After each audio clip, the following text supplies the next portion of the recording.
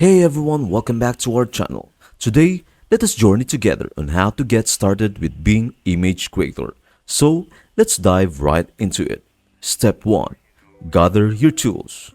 All you need is a Microsoft account and access to Bing.com.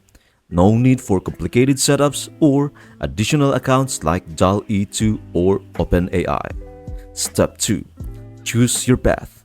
The Bing Image Creator can be accessed in two ways, through Bing Chat or directly on bing.com/create. Let's explore the latter option. Step 3. Access the magic.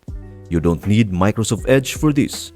Simply enter bing.com/create in your browser's address bar and hit enter. Step 4. Dive in.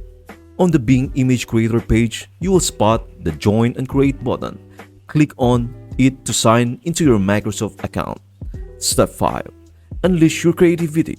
Once you are logged in, the world of AI-generated images is at your fingertips. Start by crafting a prompt and watch as the AI brings it to life.